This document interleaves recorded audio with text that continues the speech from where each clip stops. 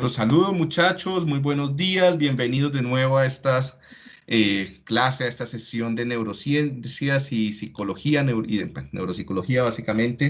Vamos entonces a partir de este momento a adentrarnos un poco más en la neuropsicología clínica como tal. Hasta en las clases anteriores habíamos venido hablando sobre más componentes introductorios como de dónde proviene el daño cerebral que conlleva a síndromes neuropsicológicos. Habíamos hablado también de qué era el desarrollo del cerebro, la plasticidad cerebral y cómo esto puede funcionar adaptativa o desadaptativamente para conllevar también a síndromes neurológicos o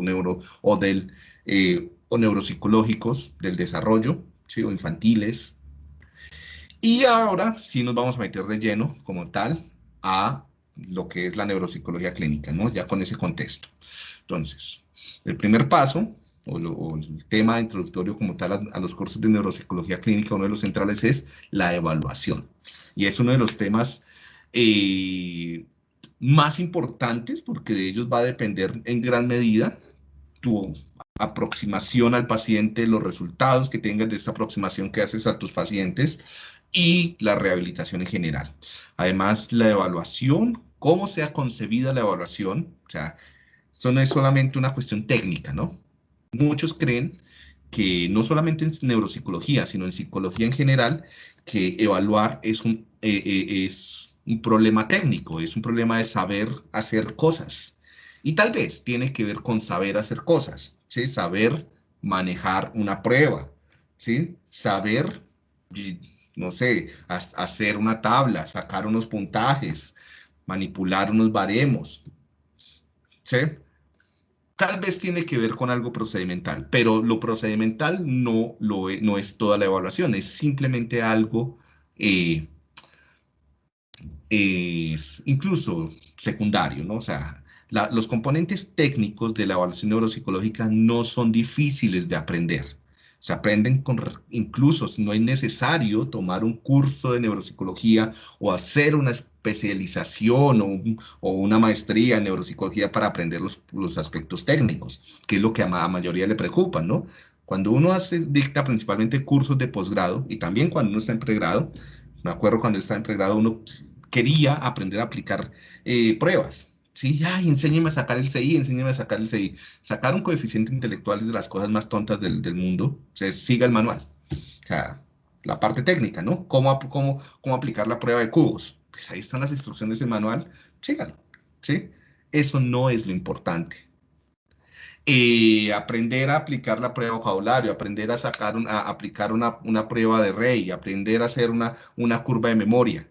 Eso no es complicado, ¿no? Eso se aprende en una tarde que te pongas a leer y incluso tú encuentras páginas en las cuales todas esas pruebas ya están pirateadas y los manuales y demás. Entonces, o sea, la parte técnica procedimental no es tan compleja, ¿sí? Lo que sí es complejo y de lo que la mayoría de las personas que hacen, o muchas personas que hacen evaluación neuropsicológica o psicológica también en general, no logran manipularlo muy bien, son los aspectos conceptuales, actitudinales y éticos, ¿sí? Eso sí que requiere entrenamiento, requiere esfuerzo y algunas personas ni siquiera tienen las condiciones personales para hacerlo. Ahora vamos a hablar un poquito cuáles pueden ser las condiciones personales para hacer una evaluación neuropsicológica, ¿sí? Y ahí es donde tenemos que saber hasta dónde llegamos, ¿no?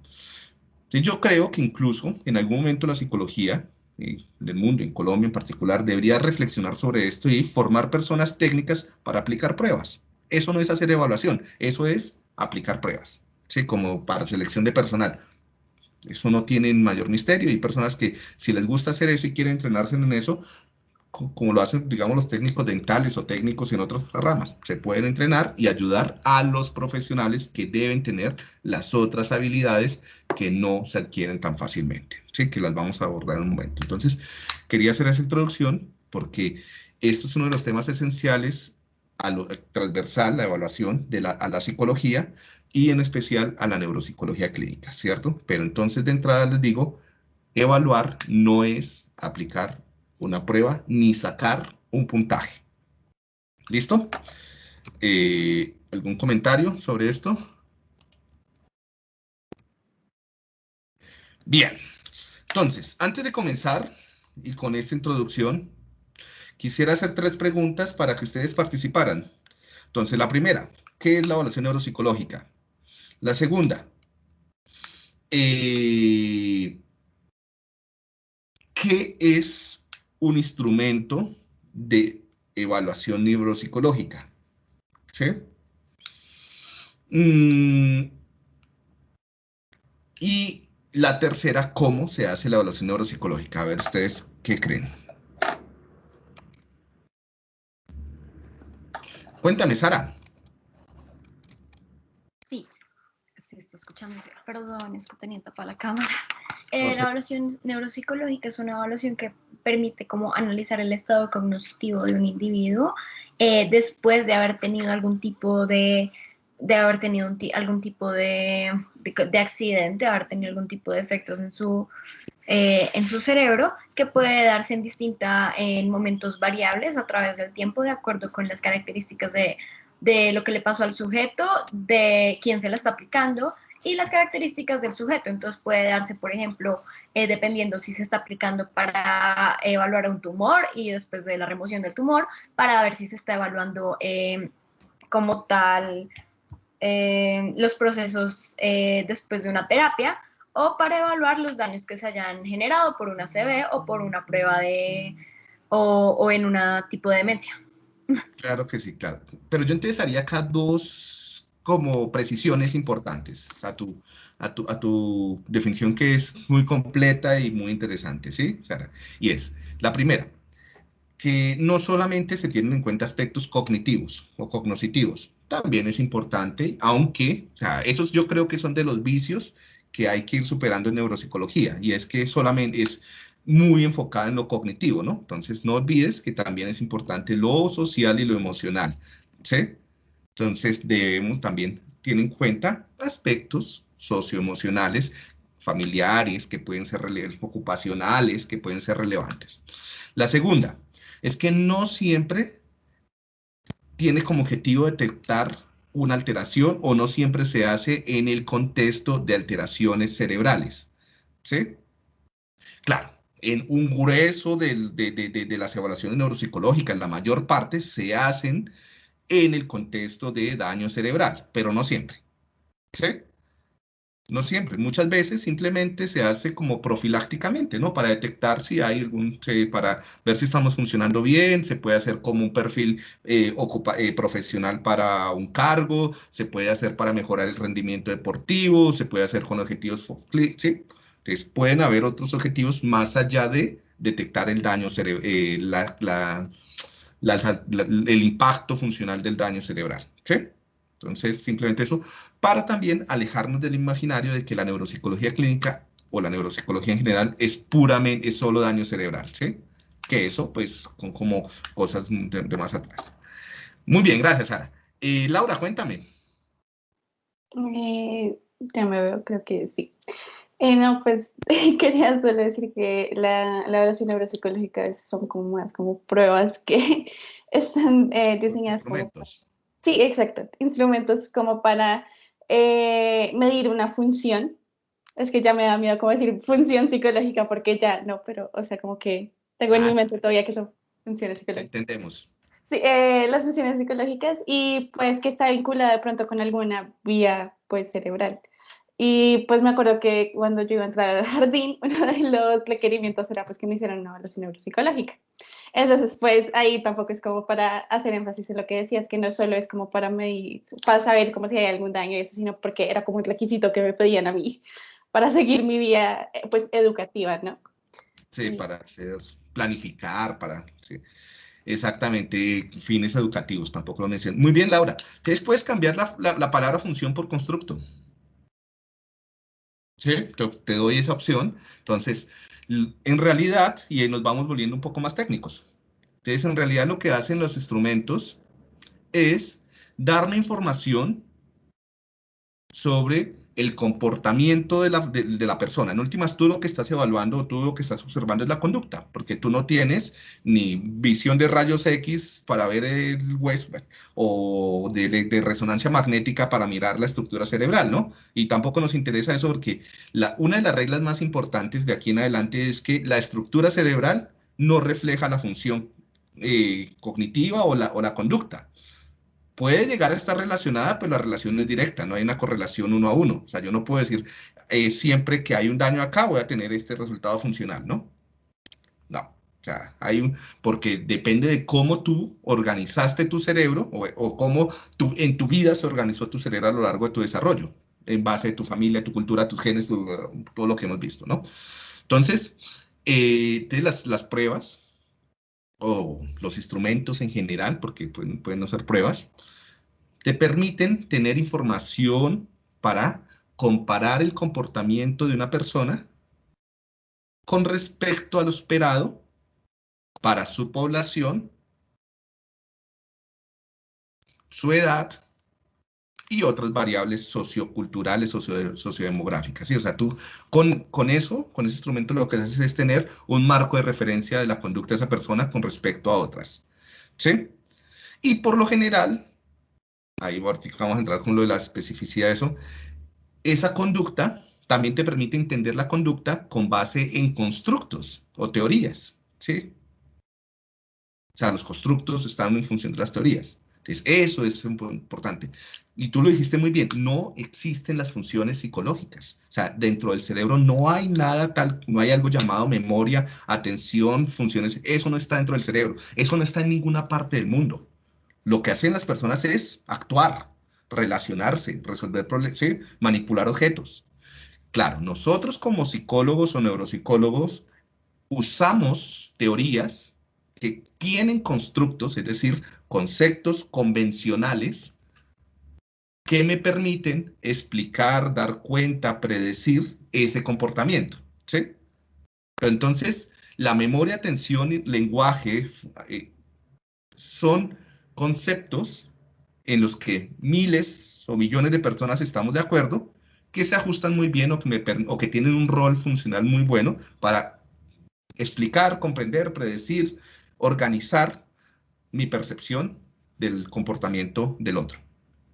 ¿Sí? Eso, no sé, ahí, para que no te dé miedo hablar de funciones. No, ya desde No, primero ya. pero muy bien, o sea, es perfecto, porque mira, yo enseño en posgrados, ¿sí?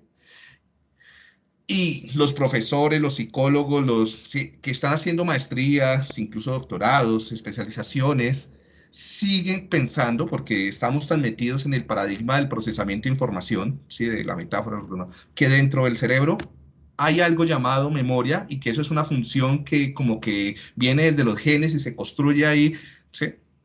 Y pues eso, pues, epistemológicamente y ontológicamente no es así, ¿no? Acá podemos darnos esa discusión, pero son convenciones. Y saber que son convenciones quiere decir que esto va cambiando, ¿no? Como la ciencia. La ciencia va cambiando y los constructos van cambiando y por eso tenemos que actualizarnos.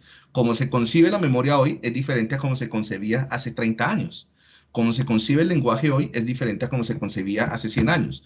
Por lo tanto, no podemos seguir usando modelos de lenguaje o de memoria de atención de hace 100 años. Tenemos que observar lo que la experimentación y demás nos va mostrando. Gracias. Pablo, cuéntame. Yo, profe, creo que ya... Ya. Dale. Es que estaba pensando en la pregunta que hiciste de cómo definiríamos un instrumento y yo quería preguntarte, bueno, pues como contrapregunta, por decirlo de alguna forma, si nosotros podemos hacer una definición, una ecuación que sea como instrumento igual prueba neuropsicológica, porque digamos que en el texto recuerdo que mencionaba como que la prueba medía un aspecto más o menos específico de la conducta y que era la batería, o sea, la definición de batería neuropsicológica como el conjunto de pruebas. Sí. O sea, siendo técnico, el concepto instrumento, pues, un instrumento es una herramienta, ¿no? O algo que te permite manipular o que tú usas para un fin, ¿sí? En general. el concepto un poco más técnico sería el de prueba, que en inglés sería test. ¿Sí? En español la traducción es prueba, ¿no? Entonces, porque muchas personas siguen escribiendo en español como test.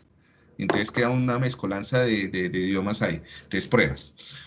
Las pruebas que deben ser más o menos específicas para algunos constructos, ¿sí? O funciones. Si decimos funciones ya sabemos que estamos hablando de constructos, ¿no?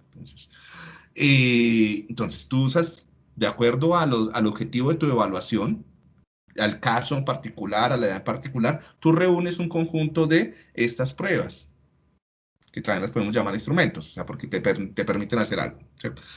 Y eso se llama batería, ¿sí? O sea, cuando tú organizas, conformas una batería.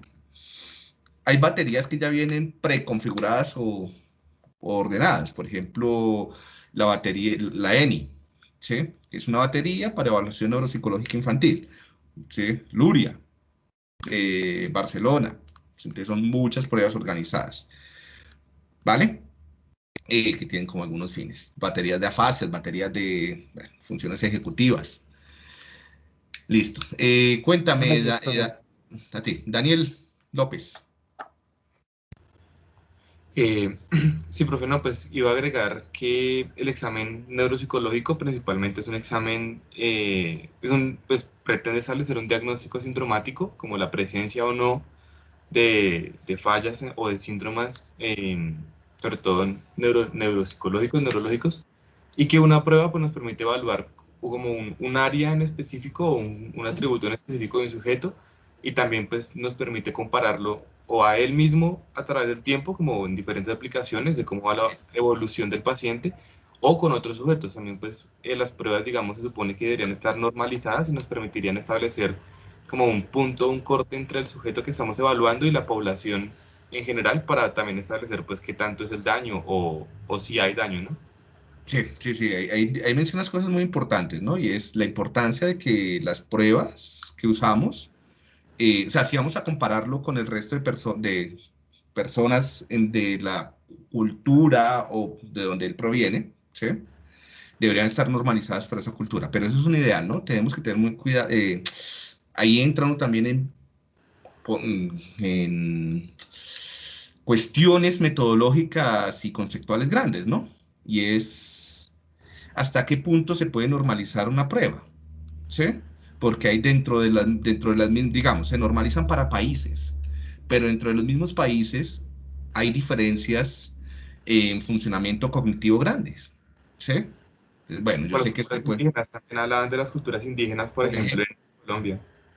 exactamente, y muchas veces tú dices, no, esta prueba está normalizada o validada, ¿sí? La palabra que se usa para población colombiana, y entonces tú vas y evalúas con esto una persona que ha crecido en un contexto no escolarizado, indígena, lo que sea, y pues no, o sea, no aplica, o sea, esa baremación, esa normalización no aplica para esas personas. También depende del concepto de normalización, ¿sí?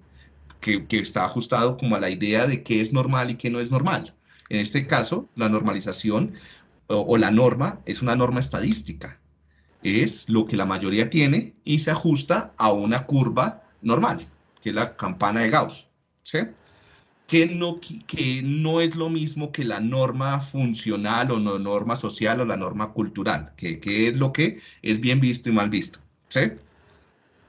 Que eso, por ejemplo, lo vemos muy claro en problemas atencionales de niños con, ¿sí? Entonces, que hay una deseabilidad de que el niño no se mueva, no, ¿sí? Esté concentrado y puede conllevar a que se crea que eso es lo normal. Dale, gracias, Daniel. Nicolás, cuéntame.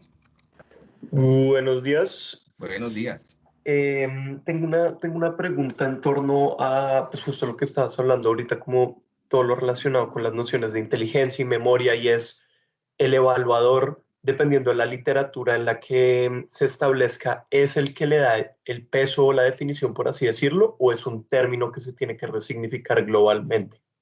A ver, vuelvo a hacer la pregunta.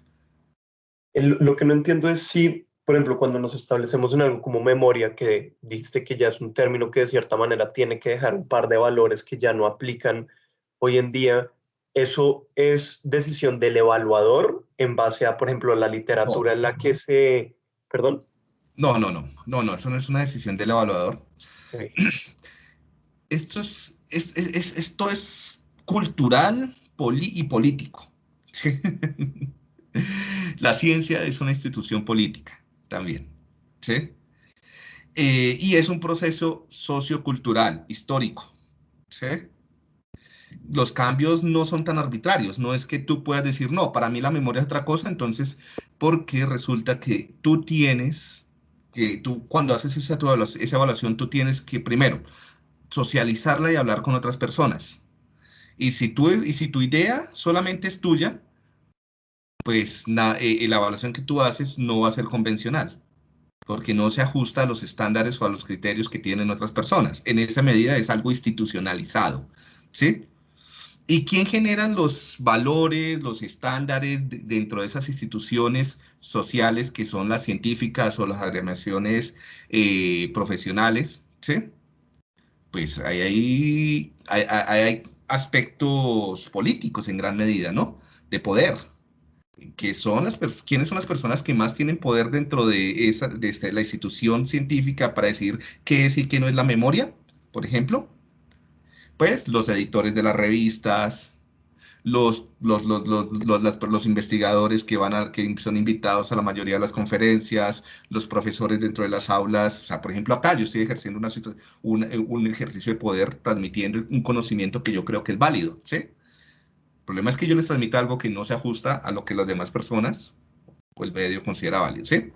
Entonces, mira que esto también es dinámico, esto va teniendo cambios, porque si en la medida en que yo voy ganando poder dentro de mi gremio, entonces voy publicando más artículos que son aceptados en revistas, me invitan a más conferencias, publico libros y enseño a cientos o miles de personas, entonces mi visión se va volviendo una visión, comillas, más estándar o más hegemónica, ¿sí? Y esto va cambiando, ¿no? También hay movimientos como las eras, de los movimientos del tiempo, de la época, ¿sí? Entonces, por ejemplo, un movimiento muy fuerte en esta época es, olvidémonos del cuento de Broca y Bernique, eso ya no aplica, ¿sí? Y es algo que cada vez toma más fuerza. Pero decir eso hace 10 años era mucho más difícil. Y eso ya no solamente lo digo yo, o sea, lo dicen en muchas partes que por diferentes vías fueron llegando a lo mismo, ¿sí? Entonces, como lo que algunos llaman como los movimientos de las eras dentro de la ciencia, ¿sí? Entonces, mira que es algo complejo, no es tan fácil de explicarlo y no, definitivamente no es un proceso individual y no está a discreción de una persona durante una evaluación, ¿sí? Claro, es que tu pregunta va más como hacia la epistemología un poco de la ciencia, de cómo funciona la ciencia, y es algo más complejo, ¿sí? Claro, eso también lo baja uno un poquito del bus y es pensar que la ciencia es algo pulcro que está en los libros o que está ya para ser atrapada, no, es una actividad social, humana, histórica, que va cambiando con el tiempo. Por eso también nosotros necesitamos irnos actualizando. Bien, Andrea, y voy precisando algunas cosas importantes para ir Hola, aterrizando. Diego. Dime. Lo mío va más como relacionado a complementar lo que hayan dicho mis compañeros de la evaluación. Y Dale. es que a fin pues de lograr una comunicación de estos resultados, se recurre a métodos cuantitativos en estas pruebas. Pues usualmente es lo que puedo leer, que es para poder facilitar como el poder comparar y comprender estos resultados a la hora de tener que comunicarlos. Ya sea pacientes, sea la comunidad, y pues esto facilita como el poder tener algo un poco más estándar, con lo cual poder basarse y hacer estas pues actividades que ya mencioné previamente. Gracias, Andrea. Y eso me da pie para ir como cerrando ciertas ideas también, ¿no? Entonces, los instrumentos neuropsicológicos son variados, ¿sí? Por eso no quise hablar de pruebas. Entonces, tú puedes usar, ¿qué es un instrumento en general? Entonces, un conjunto de objetos, un conjunto de procedimientos, de tareas, de actividades que tú puedes usar para tener la información suficiente para interpretar un contexto o un caso o el funcionamiento de una persona, ¿no? Dentro de estos instrumentos tenemos, claro, unos instrumentos que tienen ciertas características y son tareas que se le han aplicado de forma muy similar a cientos o miles de personas dentro de esta cultura o dentro de otra, ¿no? A esa aplicación de forma similar de esas tareas se le llama estandarización. Con eso tú garantizas que que el resultado, el efecto o la conducta de la persona dentro de esa tarea no es el producto de la manipulación de la administración, o sea, de que tú primero hiciste una cosa y que, o sea, que variaste la forma de hacerla, sino que se aplicó de forma rigurosa y siempre igual. Por eso es importante tener tareas estandarizadas, ¿sí? O sea, con un protocolo. Haga esto, luego esto, luego esto, luego esto. Claro, eso tampoco puede ser una camisa de fuerza, ahí es donde entra la sensibilidad o la experticia clínica, y eso te lo da solamente la experiencia, de saber hasta qué punto puedes o no variar ese estándar, ese protocolo, para responder tus preguntas clínicas. Entonces, en últimas, la evaluación neuropsicológica o podría también ser interpretada como un proceso de investigación, como un proceso de casi que detectivesco, ¿sí? Donde tú tienes unas hipótesis a partir de información que has obtenido previamente, un motivo de consulta, un contexto, la edad, ¿sí? Y a través del proceso evaluativo de todos los instrumentos que uses, vas a ir despejando tus hipótesis, ¿sí? Bueno, entonces esas serían entonces las pruebas, ¿no? Las pruebas serían estandarizadas. Y otros requisitos de las pruebas para que puedan servir o puedan ser usadas en contextos profesionales y se puedan transmitir más o menos, o sea, puede haber cierta intersubjetividad, eso nunca hay una objetividad completa, ni siquiera en la aplicación de una prueba con un manual, porque siempre hay variaciones, ¿sí? Individuales de la aplicación, del contexto, entonces, para que haya cierta intersubjetividad, para que haya un lenguaje común, entonces, estas pruebas deben tener ciertos criterios psicométricos, que ahora los vamos a ver, ¿sí? Como ya hemos hablado, la normalización, la confiabilidad, la validez, etcétera, ¿sí? Ahora, pero no solamente las pruebas no hacen la evaluación. Ese es el error de la mayoría de los neuropsicólogos clínicos, que creen que la prueba hace la evaluación. La evaluación es el resultado de múltiples instrumentos y el principal, el instrumento central de la evaluación neuropsicológica es las habilidades que tiene el neuropsicólogo, ¿sí? ¿Cuáles habilidades? La primera, conceptuales. Esa es la herramienta enorme. Si eso no funciona, la evaluación neuropsicológica no va a funcionar.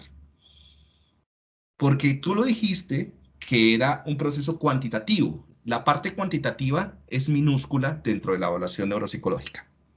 Hay un aspecto cualitativo esencial, y ese aspecto cualitativo es inferencial. Tú debes hacer inferencias. ¿Cómo vas a hacer inferencias? A través de las diferentes herramientas de recolección de información, dentro de ellas las pruebas. Entonces, esas inferencias, enlazando con lo anterior, con lo que preguntó Nicolás ¿sí? Y lo que preguntaron creo que antes Lucía y demás, tiene que ver con los constructos. Entonces, los constructos son teóricos, ¿no? Entonces, ¿qué teorías usas? ¿Qué teorías mantienes? ¿Qué teorías te están sirviendo para interpretar ese comportamiento a nivel cognitivo, a nivel afectivo, o sea, las teorías cognitivas, afectivas, del desarrollo, de la degeneración, del funcionamiento psicosocial, del funcionamiento social? ¿Sí? Son múltiples teorías. Otras herramientas individuales o el psicólogo tiene que ver con saber aplicar o no, o sea, las prácticas, las pruebas, ¿sí? Pero también las éticas y actitudinales, cómo te comportas, si miras a los ojos, cómo es tu postura, si eres amable, si no eres amable, si eres paciente, si aceleras, si no aceleras, ¿sí? Esas herramientas también son importantes. Bueno, y herramientas clínicas, indudablemente, de saber observar. Sí, debes saber observar el comportamiento de las personas. Yo creo que eso también es esencial, más allá de las herramientas, de las pruebas neuropsicológicas. Entonces es la observación. Otras herramientas que puedes usar, que son las herramientas en general cuando tú haces evaluación psicológica, ¿no? Diarios de campo, observación participante, no participante, autoinformes. Actualmente se pueden usar tareas diferentes, tú puedes crear tareas dentro de la sesión para obtener información. Entonces, en el momento tú tienes una hipótesis, dices, miércoles, esta persona como que el problema es más de fonológico que léxico. Entonces, pues no vas a buscar una prueba, tú mismo le dices, bueno, yo te voy a decir unas palabras que y tú me vas a decir cuáles son similares, cuáles son diferentes. Dado, dedo, tía, pía, ¿sí? Y vas, o sea, no recurro a una prueba. Eso es, recurro a mi conocimiento para proponer una tarea y ella me va a permitir a mí resolver la hipótesis. Ahí. ¿Sí? Eso lo hace un buen neuropsicólogo. O sea, un buen neuropsicólogo no depende de las pruebas. Es capaz de formular las actividades que le permitan resolver dudas. ¿Sí? Bueno, entonces mira que son múltiples herramientas. Información de la familia, entonces tú puedes solicitar verlo, la libreta de calificaciones, puedes solicitar a los padres que hagan informes, puedes hacer grabaciones en la casa, grabaciones en el aula. Entonces son múltiples fuentes de información, entonces por lo tanto múltiples instrumentos que se pueden usar. ¿Sí? Ustedes vean la variación, la variabilidad. Entonces un instrumento neuropsicológico es toda aquel fuente de información o mecanismo que te permite resolver las hipótesis clínicas. Bien, bueno. Entonces vamos a ver,